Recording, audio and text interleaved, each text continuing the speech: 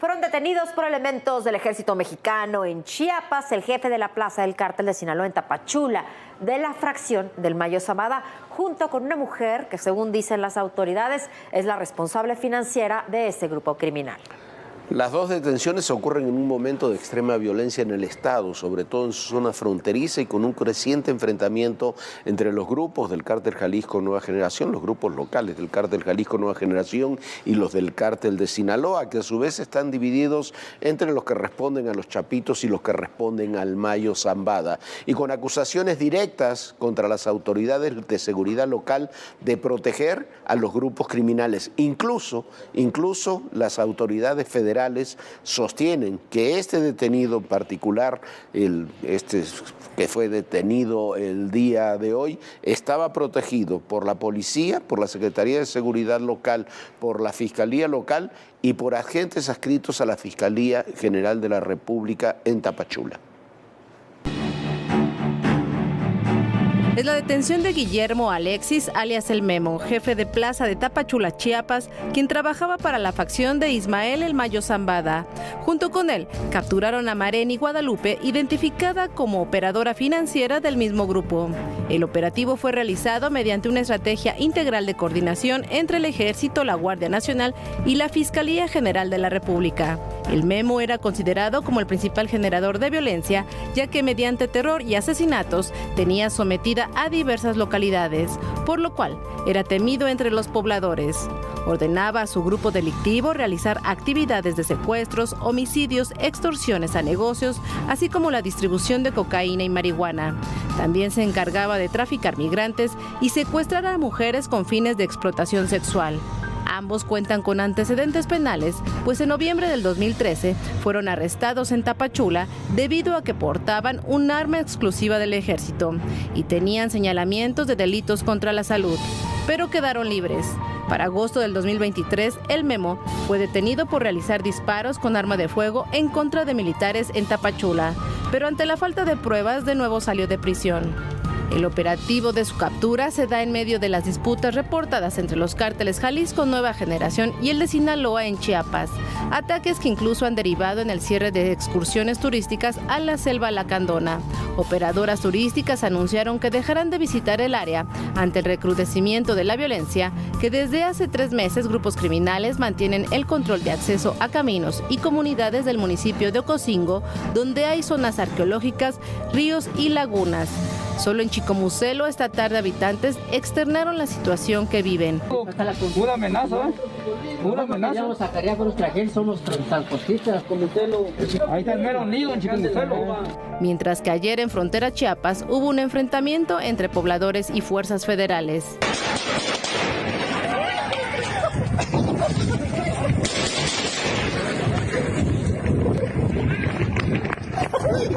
Y la semana pasada en Chejel, el único hombre que se quedó ahí hizo un llamado para que regresen los pobladores a defender la zona. Quiero suplicarle a mi gente de Chejel, por lo menos los varones, que vengan conmigo y que me apoyen y cuidemos de este pueblo. Les suplico que no me dejen solo. El Centro de Derechos Humanos Fray Bartolomé de las Casas calificó como una crisis humanitaria la que se vive con más de 2.300 personas desplazadas por lo que llaman narcoviolencia entre las regiones Sierra y Frontera de Chiapas. Los pobladores huyen porque los cárteles los quieren obligar a trabajar para ellos y si no lo hacen son asesinados. Bueno, y ante esta situación francamente dramática que se vive en Chiapas, no hay ni un solo comentario del gobierno estatal. Pero no solamente eso, las autoridades federales, quienes encabezaron entre otras tareas, este operativo que se realizó el día de hoy, la madrugada del día de hoy, son las que sostienen que este personaje, el Memo, podía operar y era dejado en libertad porque tenía complicidad de la Secretaría de Seguridad Estatal, de la Fiscalía Estatal y de miembros adscritos a la Fiscalía General de la República ahí en Tapachula. Esa es la realidad. Y son los grupos, son parte de los grupos que mueven no solamente el narcotráfico, promueven no solamente la violencia, están, como decíamos, participando activamente en el tráfico tráfico de gente, en el secuestro de mujeres para llevarlas hacia la prostitución y para ciertas actividades sexuales, y son además los que están desestabilizando el Estado. Pero lo están logrando hacer porque hay una prescindencia casi completa de las autoridades. Hoy salió también una información que hay 70 kilómetros de la frontera con Guatemala, ahí en toda esa zona de Tapachula, que no tiene ningún control de las autoridades. Así están las cosas. Bueno, y por otra parte, la nueva familia michoacana se expande y lo hace con lujo de violencia. Tiene prácticamente paralizado. Bueno, en Guerrero, Acapulco y Atasco secuestraron cerca de Tasco a 2 agentes de la policía ministerial, quemaron concesionarias de automóviles y mataron a uno de los dueños en Uruapan, ya en Michoacán. Lo atacaron a balazos marinos en el estado, atacaron a balazos a marinos en el Estado de México. Y mientras tanto siguen los actos de extrema violencia también en otro estado, en Tabasco, con balaceras, bloqueos de calles, quema de vehículos. Hace unos días, a veces uno se pregunta si es mejor que las autoridades no digan nada como en Chiapas, o que digan, como se dijo en Tabasco, que estos actos eran actos propagandísticos. Son integrantes de la nueva familia michoacana. Recorren con total impunidad las calles del pueblo mágico de Taxco, en Guerrero, sin que alguna autoridad se los impida. La llamada capital mundial de La Plata ha sido secuestrada por la disputa entre grupos delincuenciales. Los Tlacos y la nueva familia michoacana principalmente. Pura 2 letras, pura gente del señor Pescado Fresa y señor El Mero de la Selva. Patrón Memo. La mañana de este miércoles, en la comunidad de Tlamacazapa, fueron localizados los cuerpos de un comandante y un agente de la Policía Investigadora Ministerial. Un día antes fueron secuestrados por hombres armados cuando viajaban en una camioneta oficial sobre la carretera Tasco-Pilcaya, cerca de Ixtapan de la Sal. Este hecho de violencia se suma al registrado el sábado, cuando hombres armados asesinaron al conductor de una unidad de transporte público en la avenida Benito Juárez, cerca del centro municipal. El domingo, transportistas comenzaron un paro de labores ante las amenazas que, denunciaron, reciben de la familia michoacana. Ante la medida, autoridades educativas suspendieron las clases por el temor entre padres de familia, docentes, directivos y supervisores. A las escuelas se sumaron varios comercios que bajaron sus cortinas. Ahora, las calles lucen vacías, mientras el alcalde de Taxco, Mario Figueroa Mundo, está ausente. Viajó a España para asistir a la Feria Internacional de Turismo. La violencia generada en Guerrero, sobre todo por la nueva familia michoacana, no solo ha paralizado el transporte en Taxco, también en Acapulco, donde el servicio fue suspendido desde el jueves 11 de enero. Pero los hechos violentos se registran en gran parte del país, como en Michoacán. La semana pasada, un comando incendió de forma simultánea 3 lotes de venta de automóviles de lujo. Ocurrió en la carretera libre Uruapan-Gabriel Zamora, a la altura del entronque al poblado de Zumpimito. El empresario dueño de los lotes dijo que se trató de un tema de extorsión, que le pedían $1,000,000. Al negarse, integrantes de un grupo criminal incendiaron 20 vehículos y dispararon contra 4 trabajadores. Este martes, en el Estado de México, elementos de la Secretaría de Marina fueron atacados cerca de la pista Tenango del Valle, Ixtapan, en San Pedro Tlanixco. Durante la balacera, un civil murió y otro resultó lesionado. En donde continúa la violencia es en Tabasco. La noche de este martes en Macuspana, hombres armados incendiaron 2 camionetas y un camión de pasajeros en la colonia Lindavista. Horas antes, un grupo armado irrumpió en los municipios de Tacotalpa, Jalapa y Teapa. Más tarde se informó que fueron desplegados elementos del Ejército y la Secretaría de Seguridad, aunque los hombres armados se habían retirado. Para ADN 40, Fuerza Informativa Azteca. Bueno, esto es parte del escenario que vivimos cotidianamente. Lo de Tabasco tiene relación a enfrentamiento, como han dicho otras autoridades, entre 2 grupos armados. Hay que disputan el Estado, uno de ellos relacionados con el cártel Jalisco, los otros estarían relacionados con remanentes de los Zetas que siguen operando ahí en Tabasco, pero también tiene relación con el enfrentamiento político que dentro de los grupos políticos hegemónicos en el Estado se está produciendo. Y lo que a mí no deja de asombrarme es los espacios, los enormes espacios que se le dejan a la familia, la nueva familia michoacana, sin atacarla frontalmente. Y otro revés para la Fiscalía General de la República, en otro caso altamente politizado. Ahora se decretó el auto de libertad para el ex coordinador de inteligencia de la Policía Federal, Luis Cárdenas Palomino, acusado de haber autorizado el operativo Rápido y Furioso en el sexenio de Felipe Calderón. La jueza que le otorgó la libertad estableció que la Fiscalía, una vez más, no ofreció evidencia alguna de la participación de Cárdenas Palomino en esos hechos. Sigue en prisión por las acusaciones por una supuesta tortura a 4 integrantes de la banda de secuestradores de los Zodíacos y los mismos de Florence Cassés, en los que tampoco existe evidencia alguna más allá de las declaraciones de los propios secuestradores. Otro caso politizado, con detenciones, con intención política, que se está cayendo cuando va terminando el sexenio. Hay que ponerle un nombre, un rostro. Te vamos a encontrar, te vamos a encontrar. Y que vienen todas las demandas internacionales. Una ciudad tan complicada como es la Ciudad de México. Ya llegamos a Aguililla, esta ciudad, la entrada a la Tierra Caliente.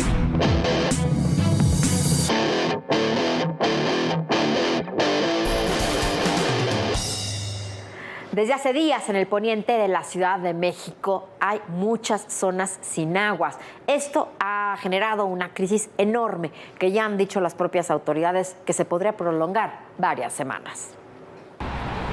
Entre garrafones, cubetas y tambos, así viven los habitantes de la Ciudad de México. Se las arreglan como pueden para tener agua porque desde hace semanas en algunas alcaldías no hay suministro. En la colonia Argentina Poniente, en la Miguel Hidalgo, el agua solo alcanza para llenar unas cuantas cubetas. Mi esposo la abrió temprano, pero pues es así como que apenas, esto no sube al tinaco, ahora sí que yo no la desperdicio. Yo siempre guardo el agua con la que lavo y ahorita pues del baño utilizamos que la lavada de la boca, agua, todo para el baño. Y pues la bañada igual para las cubetas y bañarnos y reciclarla. Empezó a caer ya el domingo en la noche, pero un chorritito igual, pero no llega al digamos, ahorita que vemos que está saliendo, ajá, pues tienen que estar muy al pendiente para poder... Sí, apartar, sí, claro, para seguir apartando, pues para la necesidad básica, que es nada más tal vez el baño, tal vez las manos. En la alcaldía Cuauhtémoc la situación es parecida. Desde hace días no cae agua en la colonia Roma Sur. Desde el año pasado, pero la semana pasada hicieron como una reducción. Sí hay una reducción importante y a veces no es suficiente para los comercios, sobre todo. Los comercios. Falta muchísimo el agua, es más, ahorita no hay agua. ¿Usted cómo le va haciendo? ¿Va guardando la poquita agua que le cae o compra pipa? No, yo cuando llega a caer agua, yo voy con mi sobrino y me traigo esos garrafones. Ah, los garrafones. 2 garrafones de agua. Cuando no me alcanza, pues ni modo, compro garrafones de agua pura. Más al sur, en Coyoacán, vecinas de la colonia Ajusco enfrentan la misma situación. Siempre había habido problemas con el agua, pero por lo menos en las madrugadas nos llegaba el agua. Tiene como de unos 6 meses para acá, que de plano no sube ni en el día ni en la noche. Anteriormente nunca nos faltaba, pero ya de cierto tiempo para acá ya es raro que haya, y si hay es muy poquito. Le digo que aquí llega un hilito así, o sea, casi nada, y serán 1 hora, a lo mucho cuando llega 1 hora y media. La razón de esta situación es el bajo nivel que hay en el sistema Cutzamala, lo que provocó una reducción en el caudal. Dejaron de entrar 800 litros de agua por segundo. Pero para los vecinos de estas colonias hay otros factores que podrían estar mermando el suministro. Están construyendo muchos departamentos, porque antes me entraba pero bastante agua. No había necesidad de poner la bomba ni nada. Pero se hicieron los departamentos, los condominios Concordia, que está aquí Avenida Cuauhtémoc, pues está muy grande, está en vez de Setuluca, una cuadra grandotote. Desde allí me empezó a faltar el agua. Casa que tumban, edificio que hacen. Casa que tumban, edificio que hacen. Entonces, obviamente, la tubería, me imagino yo que no tiene... Sí, no se da abasto. No se da abasto. Solicitar o comprar pipas es una opción, pero al hacerlo, los afectados enfrentan otros obstáculos. Luego pedimos la pipa y sí nos tarda bastante. Por ejemplo, en Locatel nos dicen que como no falta el agua aquí, no nos la pueden mandar. Pagamos nuestra agua al gobierno, claro, como toda la gente. Claro. Entonces, nosotros no tendríamos por qué pagar doble, porque ahorita estamos pagando, la necesidad nos hace pagar hasta 500 pesos de cada pipa. Y ahorita pidió su pipa, se la trajeron, pero ya le dejaron el agua. No, no, porque ahorita no alcanza, nos dice el muchacho, que el joven, que solo traen 30 metros y nosotros necesitamos, yo creo que otros 6 metros para que nos llegue a donde estamos de la cisterna. Con otros 6 metros de manguera, ya, yo creo que ya nos alcanza. Aparte dice que no sirve su bomba. Para ADN 40, Juan José Vázquez en las imágenes, Carmen Sánchez, Fuerza Informativa Azteca.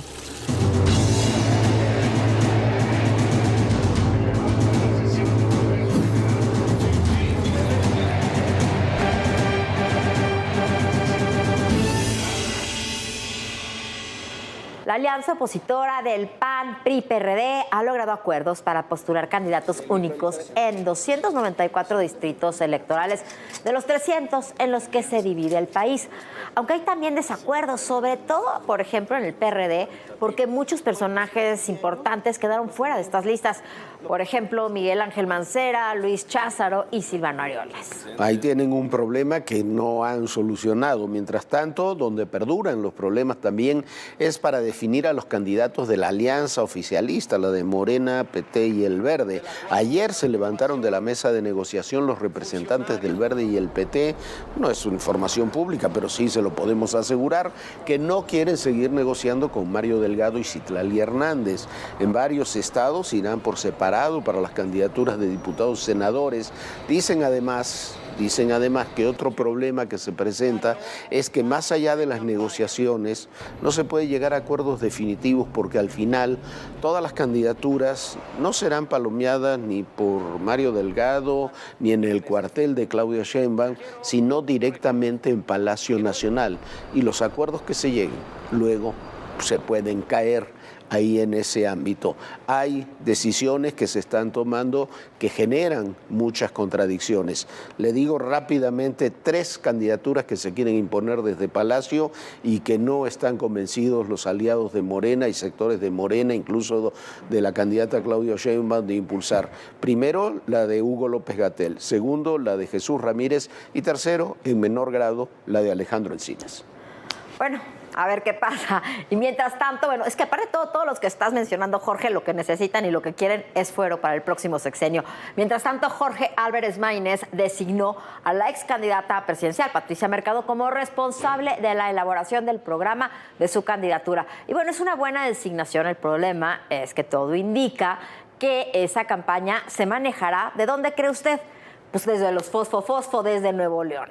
Y otro tema con el que se ha especulado mucho en estos días, después de su participación en el cierre de campaña de Claudia Sheinbaum, es sobre el papel que jugará Marcelo Ebrard si Claudia gana las elecciones. Se dice que luego del acuerdo que llegaron para que participara en el cierre de campaña Marcelo, se dice que se le aseguró ya una posición en el Senado.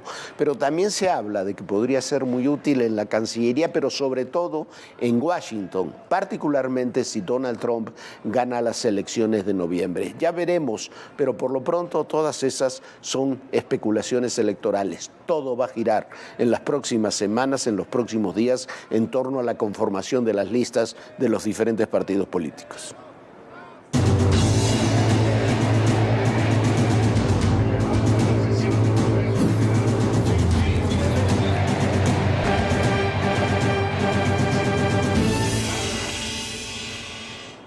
Y esta tarde fue la comparecencia de Rosario Piedra, presidenta de la Comisión Nacional de los Derechos Humanos. Y vea y escuche usted lo que propuso desaparecer. Imagínese, quiere desaparecer la Comisión Nacional de Derechos Humanos y convertirla en la Defensoría Nacional de los Derechos del Pueblo. Esto es solo parte de lo que dijo. La idea de transformar de raíz a esta Comisión Nacional, ya que no responde. Dije, ya no responde a las necesidades del pueblo mexicano. Estamos convencidos de que es necesario que la Defensoría Nacional de los Derechos del Pueblo emerja como una institución nueva. Somos el único órgano constitucional autónomo que ha emprendido su transformación por iniciativa propia. No es iniciativa propia, no es del órgano, es de usted, señora Rosario Piedra. Usted está traicionando, esa es la palabra, usted está traicionando el mandato que recibió al encabezar la Comisión Nacional de Derechos Humanos. Lo que quiere hacer es un organismo relacionado con el gobierno, no quiere defender a la gente, no quiere defender al pueblo, como ustedes dicen, no quiere defender a la sociedad. Lo que quiere es crear un organismo más que dependa del gobierno, del oficialismo y que se dedique a otras cosas, no a lo que se dedicó durante tantos años, con mucho éxito, por cierto, la Comisión Nacional de Derechos Humanos, que es o debería ser, porque ya la señora no lo hace, que es denunciar las violaciones de derechos humanos que comete el gobierno, sus funcionarios y sus instituciones. Bueno, y es que eso es precisamente lo que quiere la señora Rosario Piedra. Quiere hacer un organismo para defender a los suyos.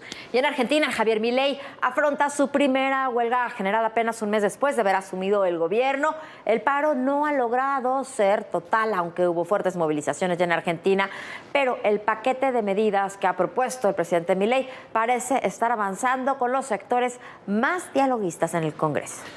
Son días decisivos para el futuro del gobierno de Milei, que por otra parte anunció que en los próximos días también, primeros días de febrero, en medio de toda esta crisis, va a visitar Israel. A 45 días de asumir la presidencia, el gobierno de Javier Milei enfrenta una huelga general. Los argentinos tomaron las calles para manifestarse contra las reformas que buscan sacar de la crisis al país sudamericano a través de la desregulación de la economía y la reducción de la intervención del Estado en la materia. De acuerdo con especialistas, llama la atención que el paro general, convocado por la Confederación General del Trabajo, no se haya registrado antes, sobre todo cuando apenas el año pasado el país cerró con una inflación cercana al 150%. Incluso las pancartas que portaban varios manifestantes tenían el rostro de algunos de los protagonistas de la debacle económica argentina, como el matrimonio Kirchner, acusados de corrupción y enriquecimiento ilícito durante su larga estadía en la Casa Rosada.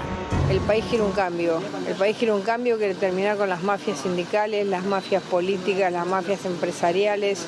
Estamos en ese cambio y todos los que ganan con el país decadente hoy están intentando que este gobierno no avance. Entre los promotores de esta movilización también estuvieron organizaciones y sindicatos peronistas, como la Unión por la Patria, además del Frente de Izquierda y de los Trabajadores.